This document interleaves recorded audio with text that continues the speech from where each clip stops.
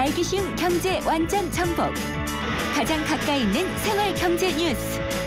김은경의 생생경제.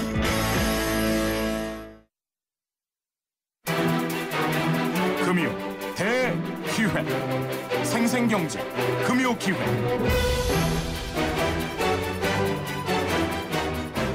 지난달에 금융위원회가요, 인터넷 전문은행 도입 방안을 발표를 했습니다. 그리고 오늘 금감원이 올해 안에 한두 개의 인터넷 전문은행을 인가하기 위한 인가 매뉴얼도 발표를 했는데요. 인터넷 전문은행이라고 하면 점포가 없고요. 인터넷으로만 모든 거래가 이루어지는 비대면 거래를 하는 은행을 이야기를 합니다. 굉장히 편리하게 느껴지기는 하지만 또 이면에는 여러 가지 문제가 있는데요. 규제를 많이 낮추고 문턱을 낮추다 보니까 은산분리 규제는 너무 풀린 게 아니냐라는 논란도 일고 있고요. 그러면서도 또 업계에서는 발빠른 움직임이 진행이 되고 있습니다. 그래서 오늘 금요기획에서는 인터넷 전문은행 도입을 둘러싼 여러 가지 쟁점을 전문가분들 모시고 심도 있게 토론해 보도록 하겠습니다. 오늘 토론 함께해 주실 분 소개해드리겠습니다. 먼저 금융위원회의 이윤수 은행과장님 나오셨습니다. 안녕하십니까? 안녕하십니까? 네, 그리고 동국대 경영학부의 강경훈 교수님 나오셨습니다. 안녕하십니까? 네, 안녕하세요. 두 분도 인사하시죠. 네, 안녕하세요. 원래 잘 아시죠? 네. 네. 예. 열띤 토론이 되기를 기대를 해봅니다. 먼저 강경훈 교수님께 질문을 드릴게요. 인터넷 전문은행, 이건 인터넷 뱅킹과는 다른 거죠? 예. 조금 전에 설명해 주신 것처럼 네. 오프라인 지점 없이 인터넷을 통해서만 예금, 대출, 기타 지급 결제 이런 업무를 처리하는 은행을 말하고요. 네. 예, 우리나라에서도 과거에 이제 2번 정도 도입을 하려다 무산됐고 미국이나 일본에서는 90년대 중반부터 이미 네. 존재해온 그런 이제 제도라고 할 수 있습니다. 정말 인터넷으로만 영업을 하는. 그래서 인터넷 온리 뱅크. 온리 뱅크. 예. 이윤수 과장님, 그러면은 금융위원회에서 내놨던 이 인터넷 전문은행의 설립 방안을 설명을 해주시면은 좀 더 자세히 들어올 것 같아요. 네. 이런 온라인으로만 영업을 하는 은행을 새로 이제 인가를 해주겠다라고 발표를 한 거고요. 그동안은 사실 은행업 신규 라이센스는 한 23년 동안 없었는데 그냥 일반 은행 말고 인터넷 전문은행에 대해서는 우리가 인가를 해줄 필요가 있겠다. 다만 이거 진입장벽은 좀 완화를 시켜줄 필요가 있겠다. 이게 지점이 없는 대형 은행은 아니기 때문에 자본금도 시중은행이 지금 1,000억인데 그거보다 낮추고 반으로. 예, 근데 아마 국회에서는 더 낮춘 걸로 지금 발의가 됐어요. 예. 그래서 산업자본이 은행 지분 보유할 수 있는 한도도 현재 4%인데 그걸 한 50%까지 높이자라는 부분. 그다음에 또 고민했던 부분 중에 사전 규제는 최소화하자 해가지고 업무 범위를 일반 은행하고 동일하게 가져가고요. 건전성 규제나 이런 것도 일반 은행하고 동일하게 가져가는 그런 방안을 삼았고요. 이 현행법, 근데 은행법을 고쳐야 되는 문제가 있기 때문에 법 개정 후에 본격적으로 인가를 할 거지만 법 개정 이전에도 한두 개 정도는 시범적으로 인가를 해줘서 어떤 테스트 베드 역할을 하겠다라는 게 정부의 생각입니다. 그 연내에 그래서 한두 개 나온다라는 제목들로 기사들이 많이 나왔었죠. 맞습니다. 예. 한두 개가 그러면은 지금 신청을 하고 있나요? 신청을 받고 오늘 인가 매뉴얼도 인가 신청자들이 어떤 걸 준비하면 알 수 있도록 오픈을 했고요. 9월 중에 신청 접수를 하고 10월, 11월 중에 심사를 해가지고 12월 중에 예비인가를 주는 그런 스케줄로 지금 생각을 하고 있습니다. 알겠습니다. 인터넷 전문은행 설립 방안을 들어보면은 그냥 와라라고 하는 것 같다는 느낌이 들어요. 그러니까 판을 깔아주겠다. 여기에 들어와라라는 유인이 굉장히 강하게 느껴지는데 강경훈 교수님 들으시기에는 어떠셨어요?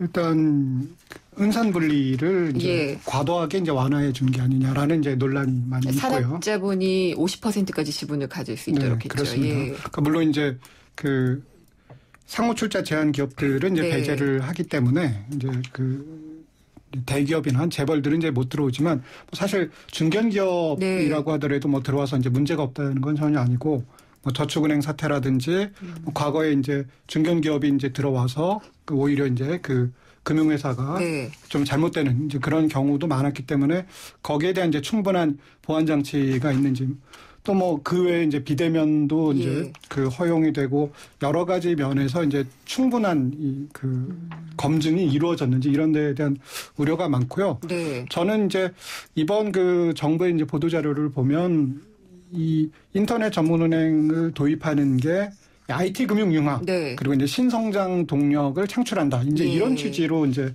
들어온다고 하는데 과연 이제 인터넷 전문은행이 이 그와 같은 목적에 부합한 그 정책 수단일까? 그거 말고 이제 다른 이제 정책 수단 더 좋은 것들이 더 많고 오히려 인터넷 전문은행 은산분리 뭐 이제 이런 것 때문에 너무 이제 논쟁을 하는 게 조금 소모적인 부분이 있지 않을까? 뭐 이런 우려가 좀 하고 있습니다. 제가 추가적으로 질문을 드릴 텐데 짧게 좀 답변을 부탁드릴게요. ICT, 그러니까 정보기술의 융합이나 이런 것들을 위해서는 인터넷 전문은행 말고 더 좋은 방법이 분명히 있는데라고 말씀을 하셔서 더 좋은 방법이 뭐가 있나요? 그러니까 이거 말고도. 그러니까 지금 핀테크를 이제 장려하는 거죠. 핀테크를 장려하는 쪽으로. P2P도 이제 할 수 있도록 뭐 해준다라든지 그것도 이제 규제 완화를 해야 되고 하는 문제지만, 그러니까 제가 이제 이거 공부하다가 그런 이야기를 하더라고요. 그러니까 은행 내부에서는 뭐 새로운 아이디어를 만들어 가면 그거를 반대할 수 있는 50명이 있고 50명 중에 1명만 반대하더라도 그 아이디어는 실현이 가능하지 않은데 벤처는 아이디어 하나를 가지고 벤처 캐피탈리스트 50명 중에서 1명만 오케이 하면 그것을 실현할 수 있다. 그러니까 이게 전혀 구조가 다른 문제인데 왜 500억이나 되는 거대한 은행을 만들어서 이런 이제 ICT 융합을 하려고 하는지 그거는 이제 그 좀 이야기가 좀 어렵지 않을까 싶습니다. 그러니까 약간 좀 그 유격대 같은 것들을 많이 보내가지고 ICT나 이런 것들을 은행과 접목하는 그런 융합을 실현할 수 있는데 그냥 뭐 대규모 군대를 보낸다는 느낌으로 비슷합니다. 그렇게 추진하는 게 합리적이고 효율적이냐라는 그 의문이신 것 같아요. 이유수 과장님 하실 말씀 많으시죠? 네. 그래서 저희가 IT 금융 융합 차원에서 여러 가지 핀테크 활성화 정책을 하고 있는데 뭐 이것만 하는 게 아니기 때문에 여러 가지를 하는 중에 이런 부분도 사실 굳이 분류를 하자면 그쪽 분야에 있는 거고 쭉 세계적인 흐름을 봐도 인터넷 웬만한 국가들은 다 인터넷 전문은행이 수십 년부터 작동이 되고 있고요. 국내에서도 보면 잘 보시면 증권사나 보험사 같은 경우에 온라인 전문 회사들이 있어요. 있죠. 그래서 은행 부분만 그런 부분이 없기 때문에 또 은행 부분이 좀 시장이 정체되고 보수적이고 이런 측면을 좀 타파를 해보자. 혁신을 좀 해보자라는 측면에서 이런 금융개혁 차원에서 좀 진행이 됐다라는 말씀을 드릴게요. 그리고 지금 금감원에서 발표가 오늘 됐는데 인터넷 전문은행 인가 매뉴얼이 나왔잖아요. 그럼 뭐 간략하게 좀 내용을 알려주실 수 있나요? 사실 이 매뉴얼은 뭐 대국민 상대로 뭘 홍보를 하려는 거 아니고 인가 신청 희망자들이 다양한 플레이어들이 들어올 텐데 이게 은행업 인가를 워낙 수십 년만 하다 보니까 어떤 서류를 준비해야 될 건지 이게 감독기관에서 뭘 볼 건지 부분이 이게 뭐 법령 규정 세칙에 쫙 흐트러져 있는 부분이 있어서 그거를 몇 달 전부터 좀 작업을 해가지고 정부안 발표하면서 그런 부분도 빨리 알려드려야지 이게 준비가 빨리 되겠구나 해서 한 부분이고요. 주요하게 뭘 볼 건지는 지난 6월에 5가지 기준으로 발표를 한 바가 있습니다. 5가지가 뭐였었죠? 저희가 사업 계획에 제일 먼저 보는 게 사업 계획의 혁신성이랄지. 혁신성. 그리고 주주 구성과 사업 모델이 안정적이냐. 또 금융 소비자한테는 어떤 편익을 줄 수 있느냐. 그리고 네 번째로는 국내 금융산업과 경쟁력 강화에 어떤 기여를 할 수 있느냐. 5번째로는 이게 국내 시장에서 머무는 게 아니라 어떤 해외 진출 가능성이 있느냐. 이런 것들을 정성적으로 좀 평가를 할 예정입니다. 알겠습니다. 강기용 교수님, 그래도 뭐 어쨌든 굉장히 당국에서는 강한 의지를 가지고 있고 그런 것 같아요. 그래서 연내에 한두 개는 나오면서 시험을 해볼 것 같은데 해외 같은 경우에 이제 수십 년 전부터 있었다라고 하는데 이용들이 활발하게 이루어지고 있나요?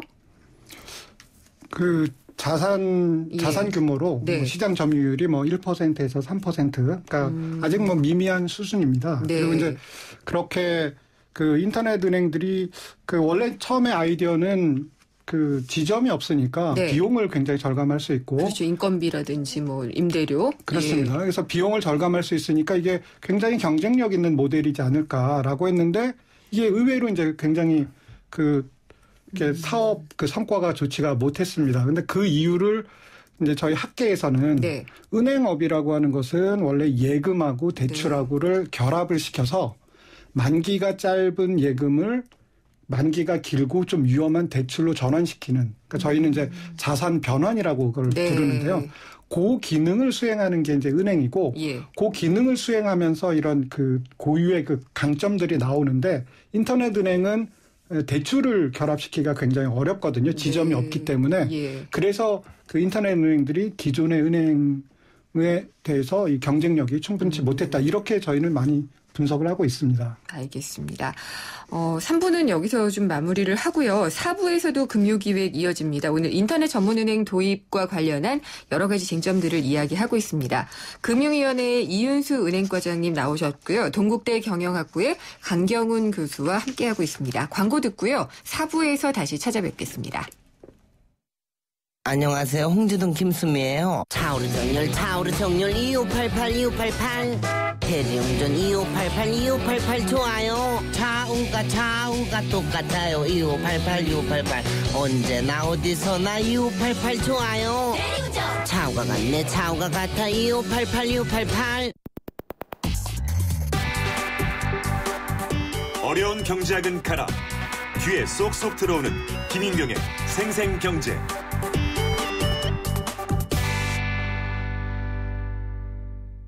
여기도 핫딜 저기도 핫딜 어디가 싼 거야? 핫딜 가격 비교 쿠차 핫딜 가격 비교 쿠차 이앱 저앱 돌지 말고 핫딜 가격 비교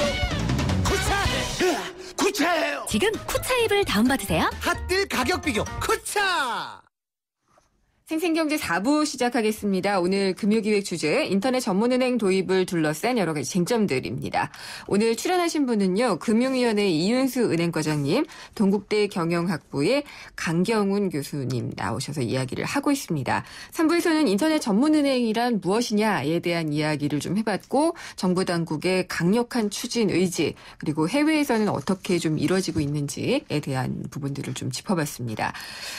이제 좀 구체적인 얘기를 해봐야 될 것 같아요. 근데 인터넷 전문은행 일단 편리해질 거라는 생각은 많이 들거든요. 금융 소비자들이 접근하기에 좋고 특히나 이제 인터넷 뱅킹을 쓰던 사람들이 여기 이제 많이 익숙해져 있으니까 그렇지 않을까 생각이 드는데 인터넷 전문은행이 들어오게 되면은 그 환경이 많이 달라질까요, 강 교수님? 우리나라 그 기존 은행들이 인터넷 뱅킹 서비스가 꽤 높은 수준입니다. 제가 느끼기에는 제가 미국서 이제 유학 생활의 경험이라든가 보면 그래서 인터넷 전문 은행들이 들어왔을 때 물론 이제 더 좋아진 서비스를 그 자신이 있어야 이제 들어오실 테니까 하지만 기존의 인터넷 뱅킹 기존 은행들이 하던 그걸 얼마나 이제 뛰어넘을 수 있을지 그건 이제 좀 더 지켜봐야 될 것 같습니다. 것 같고요. 이윤수 과장님 지금 인터넷 전문은행에 관심을 보이고 있는 기업 상당히 많거든요. 그래서 뭐 언론에서 여러 가지가 언급이 되기는 하지만 어떤 기업들이 주로 참여를 좀 하고 싶어 하나요? 일단은 우리가 그런 인가를 뭐 무한정 다 내주진 않고 굉장히 경쟁력 있다고 판단되는 소수에 대해서만 하고 특히 금년에는 한 개, 뭐 많으면 2개 정도를 생각하고 있기 때문에 처음에 구성을 하다 보니까 은행권, 그다음에 제2금융권, 그다음에 ICT 쪽 요 세 그룹에서 이제 어떤 컨소시엄 구성하는 작업들을 지금 하고 있고요. 그래서 시중은행들도 상당히 관심들이 많지만 또 2금융권의 증권사랄지 보험사, 뭐 카드사 등등도 관심이 있고요. ICT 쪽이 제일 관심이 많으실 텐데요.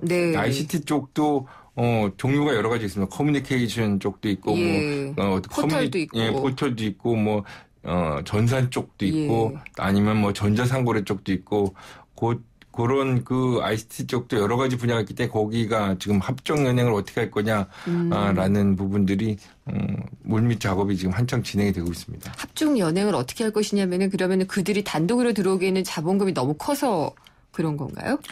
단독으로 들어오기에는 이게 은행업이기 때문에 이게 어느 한쪽만 할 수는 없어요. 예, 은행권 밖에 있는 플레이어들이 들어오는 거를 우리가 소망스럽게 보고 있지만 그렇다고 은행을 배제하고 IT 기업들이 은행업을 하기는 사실상 어렵거든요. 리스크 관리도 해야 되고 여러 가지 심사도 해야 되고 전산 부분도 있기 때문에 연합을 어떻게 연합군을 경쟁력 있는 연합군을 구성할 건지가 중요한 요인이 되겠습니다. 지금 뭐 한 증권사가 되게 유력하게 얘기가 되고 있는 것 같고 오늘 기사로는 KT도 뭐 진출을 추진 중이다 이런 기사가 나왔는데요. 예, 통신사도 나 SNS나 이쪽은 이제 고객에 대한 플랫폼을 갖고 있기 때문에 이게 인터넷 전문행이 성공을 하려면 초기에 어느 정도의 고객을 잘 확보를 할 거냐가 굉장히 중요하니까 은행들이나 이금융권들도 그런 쪽하고의 연합을 해야지 초기에 고객 확보가 되고 계속 서비스 어떤 인터페이스가 잘 되기 때문에 알겠습니다. 그런 쪽 러브콜을 많이 보내고 있죠.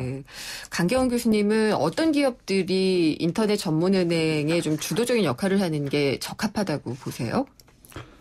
플랫폼이 있는 뭐 ICT 그쪽이 아무래도 그런 시너지를 살릴 수 있는 가능성은 가장 높겠죠. 그러니까 지금 핀테크라는 걸로 뜨고 있는 기업들? 그렇습니다.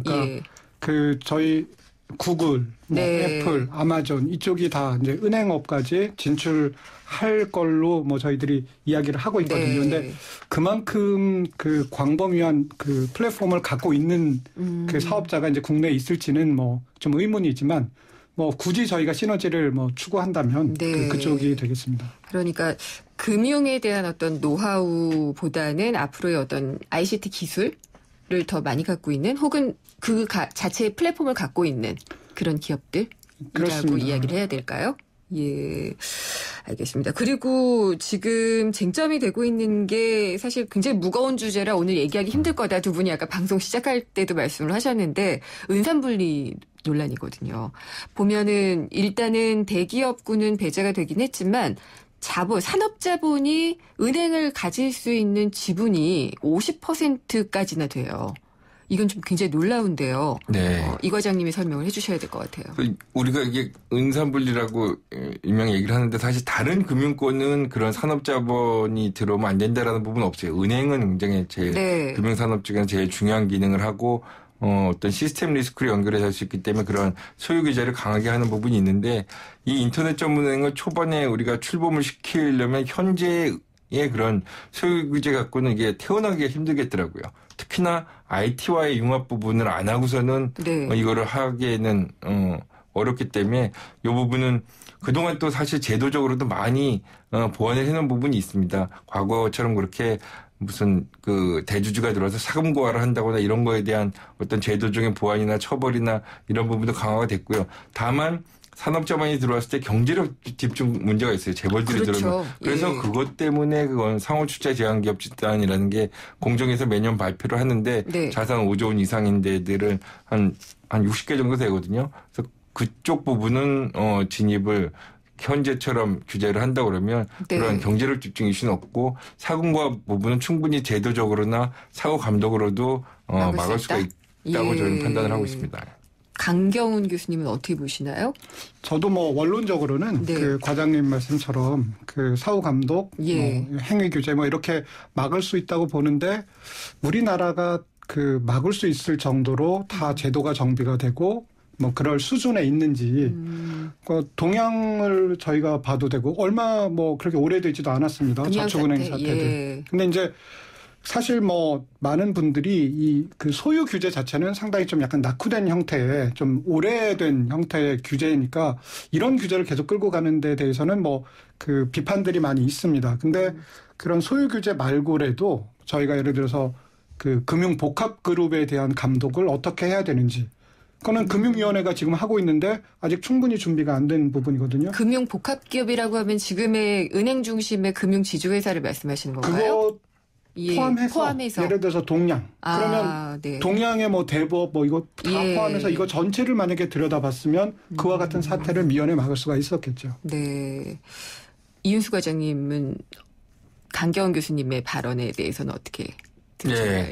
그래서 그런 또 정부 입장 그런 원죄의 부분이 좀 있기는 하지만 그걸 그렇다고 해서 뭐 이걸 안 할 수는 없고요. 그거 잘 어떻게든지 보완을 좀 해서 가야겠다라는 생각을 하고 있고, 그래서 대주주에 대한 그런 규제 강화도 이번에 같이 발표를 했습니다. 이게 대주주에 대한 신용공여 한도도 확 줄이고, 대주주가 발행한 주식은 아예 취득을 못하도록 하고, 이런 장치를 좀 걸어놨고요. 그 다음에 동양이나 뭐 저축은행하고 좀 다른 점은 이게 처음에 들어갈 때 그런 컨소시엄을 해서 은행들도 들어가고 제2금융권도 들어가게 그렇게 전행이 일어나는 그런 컨소시엄은 주주 구성은 일어나지 않을 거기 때문에 주주 간의 견제는 좀 어느 정도 작동하겠지만 기본적으로는 감독 부분에 있어서의 그런 소홀함은 없어야 된다고 생각을 하고 있습니다. 저는 좀 그런 생각이 들어요. 한번 뭔가를 열어주기 시작하면은 예외 규정이 많이 생기면서 결국은 문호를 굉장히 넓히게 되는 게 통상적이잖아요. 그래서 이게 이 기회를 통해서 이걸 계기로 하는 거죠. 그래서 결국은 대기업 집단도 은행을 할 수 있도록 은산분리라는 것 자체가 무력화되는 혹은 이제 대기업이 참여해야지 규모의 경제가 가능하고 글로벌화도 가능하지라는 논리가 나오지 않을까도 좀 걱정이 되는데요. 강 교수님. 저는 이제 그 은산분리를 넘어서 뭐 금산분리가 사실 맞다고 봅니다. 근데 이제 그 금융하고 산업은 원래는 서로 보완하고 서로 견제를 해야지 이거를 이제 한 곳에서 같이 해서 성공한 사례가 거의 세계적으로 별로 없거든요.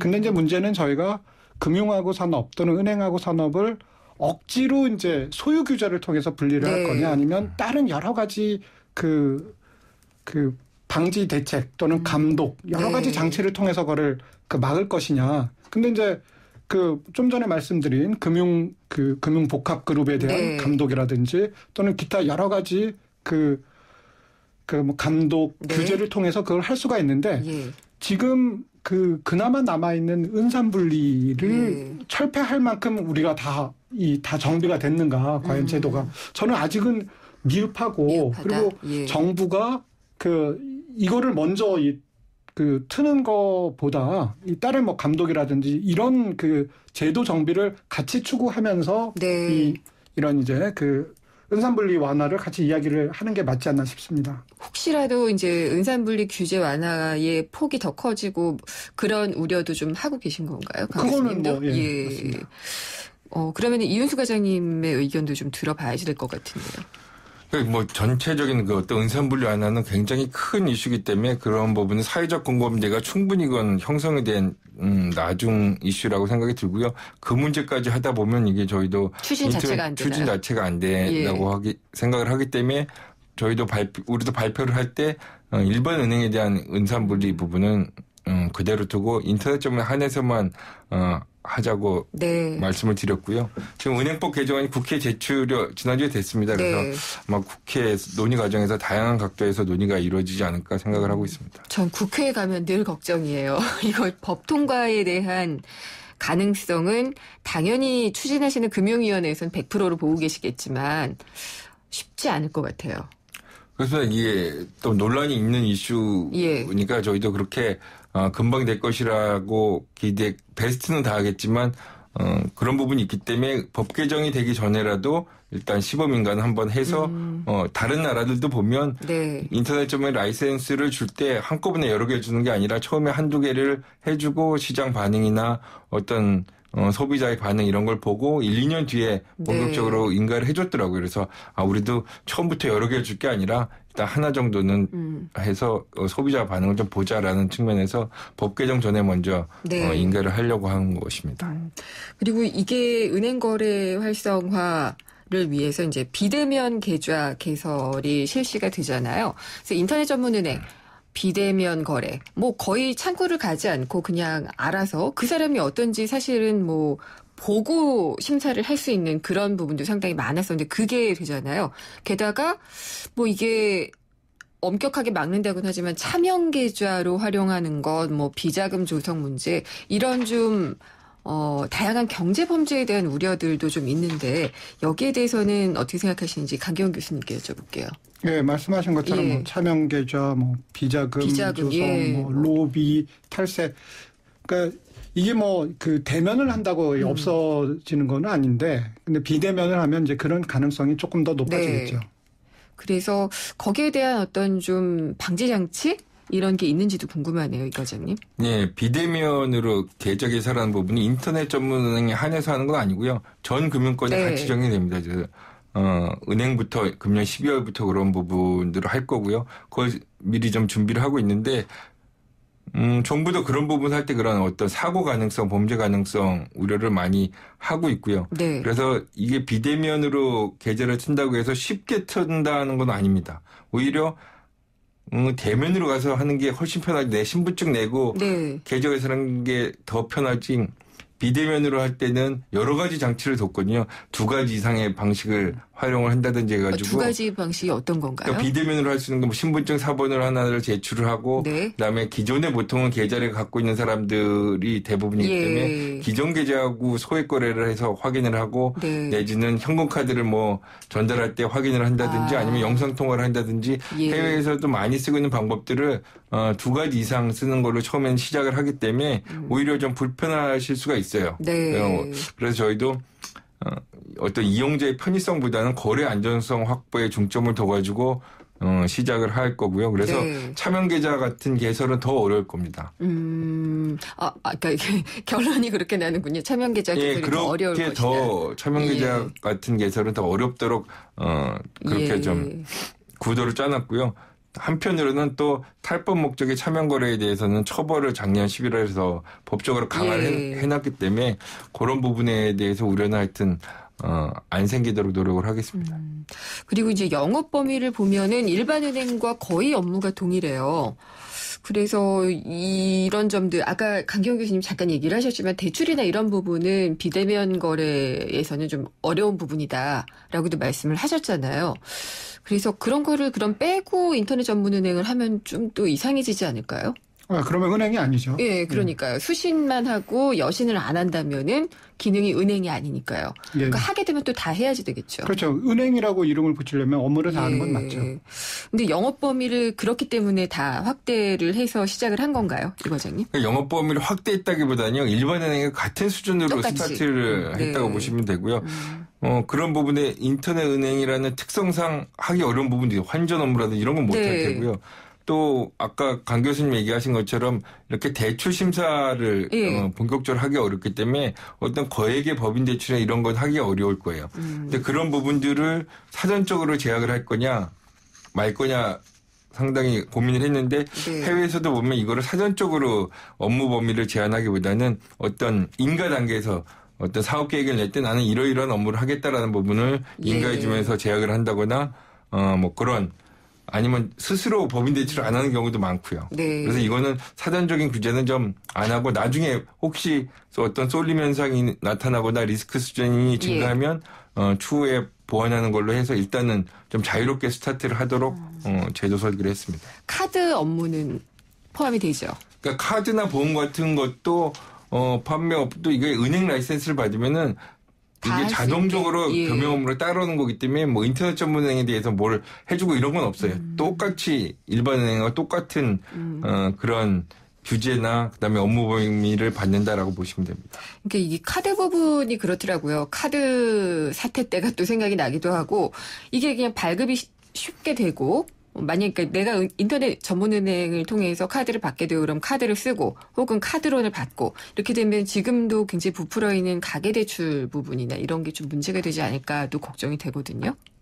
좀 카드론 때문에 그런 부분보다는 가계대출 이슈도 좀 있는데요. 예. 이게 이런 가계대출의 그런 볼륨이 늘어날 거냐라기보다는 저희가 바라는 거는 가계부채 어떤 질이 좀 제고되지 않을까. 이게 이금융권에 있는 고금리 대출이나 이런 부분들을 인터넷 전문행에 들어와서 중금리 대출 시장의 어떤 활성화나 이런 부분에 기여를 하게 되면 상당히 오히려 가계부채의 질은 좋아지는 방향으로 가지 않을까 생각하고 있습니다. 중요한 말씀을 해주신 게 지금 다들 원하는 게 중금리 대출 상품이거든요. 강경훈 교수님.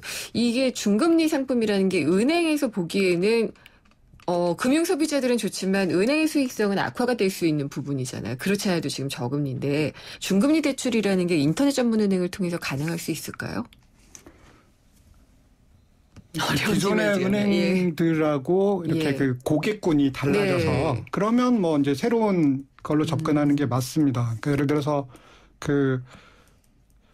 그 큰 은행이 네. 뭐 일본 같은 경우에는 큰 은행이 대금업 회사를 가지고 있기도 하고 뭐 아니면 미국의 큰 은행이 이제 소규모 그 캐피탈 회사를 네. 가지고 있는 경우도 있는데 그거는 일부러 이제 고객군을 구분을 하는 거거든요. 그러니까 그게 이제 그 큰 풀에다가 네. 이제 신용도 높은 고객과 신용도 낮은 고객을 한꺼번에 넣으면 결국에는 이제 신용도 높은 고객이 약간 손해를 보게 돼 예. 그럴 경우가 높습니다. 예. 그래서 금융회사 입장에서는 그걸 갖다가 좀 그 법인을 쪼개서 네. 그렇게 할 수가 있는데 저는 이제 그 좀 가계대출과 관련해서는 그런 생각이 좀 듭니다. 그러니까 은행이 그 대기업 대출은 이제 점점 줄어드는 게 뭐 전 세계적인 추세고 그러면 이제 중소기업 대출하고 이제 가계대출인데 네. 우리나라는 지금 가계대출이 너무 포화가 돼서 그 되도록이면 그 정부가 중소기업 대출을 얼마나 더 효율적으로 네. 그 심사도 잘하고 이런 방향으로 자꾸 이제 정책을 좀 그 잡아가야 되는데 네. 그보다는 이제 자꾸 이 리테일 뱅킹 쪽으로만 예. 자꾸만 가고 있어서 이미 뭐 리테일 뱅킹 가계대출도 굉장히 많고 또 편리성 이야기하지만 상당히 높은 수준으로 편리하거든요. 네. 그러니까 그런 부분이 조금 이제 그 아쉬운 부분이라고 하겠습니다. 뭐 이 금융 소비자들을 피해보기 위해서 인터넷 전문은행을 만드는 것은 절대로 아닐 테니까요. 예. 그래서 인터넷 전문은행이 가져야 할 그러니까 그 부담이 상당히 크다는 생각이 들어요. 이윤수 과장님. 네, 그렇습니다. 처음에 그래서 이 디자인은 좀 잘해야 네. 된다는 생각이 들고 아마 이런 저 사업 계획을 볼 때도 얼마나 금융 이용자한테 편의성을 제공을 할 수 있냐, 코스트도 다운시키면서 네. 금리 부분도 그렇고 전에 대출을 받지 못하던 사람들에 대해서 좀 해줄 수 있는 부분이 있는지, 네. 그다음에 중요한 부분이 신용평가를 현재 은행 시스템 말고 다른 이런 IT 기업들이나 들어오면서 다른 매출 정보라든가 다른 어떤 소위 얘기하는 빅데이터를 활용해가지고 한 10%, 15% 네. 지금 받고 있는 사람을 좀 더 정교한 신용평가를 쪽은 한 10% 정도로 할 수 있다든지 그런 시장들을 자꾸 네. 열어주는 거죠. 그래서 소위 얘기하는 그 틈새 시장이랄지 신시장을 좀 개척을 해보자. 라는 의도가 있습니다. 기존 은행하고 네. 뭐 정면 승부를 하라는 게 아니고 네. 은행들은 그 좀 커서 움직이지 못하는 그런 부분의 시장들이 많이 있거든요. 알겠습니다. 그리고 안전 부분을 또 얘기하지 않을 수가 없는데 뭐 작년엔 난리였죠. 그 개인정보 다 빠져나가가지고 그런 부분도 문제였는데 인터넷 전문은행이라고 하면은 진짜 이거 뭐 사이버 공간상에서 모든 게 이루어진다면 내 정보는 안전할까? 내 정보는 안 빠져나갈까? 이런 걱정도 좀 많이 되거든요. 그 보안이나 안전을 위해서는 강 교수님 어떤 것들을 좀 만들어 놓으면 좋을까요? 이미 기존 은행들도 인터넷 뱅킹을 많이 하고 있고 예. 뭐 그 데이터베이스를 뭐 그 많이 가지고 있기 때문에 인터넷 전문 은행이라고 해서 뭐 특별히 더 뭐 보안 강화를 해야 된다 그런 건 아니고 은행권 전반적으로 은행이라면 다 그렇습니다. 예, 예. 강화를 해야겠다. 뭐 이런 것들을 다 아마 금융위원회에서 염두에 두고 보완도 하시고 할 걸로 기대를 합니다. 그래서 지금 인터넷 전문은행이 왜 생겨야지 되고 어떻게 생겨야지 되는지에 대한 이야기를 쭉 해봤는데요.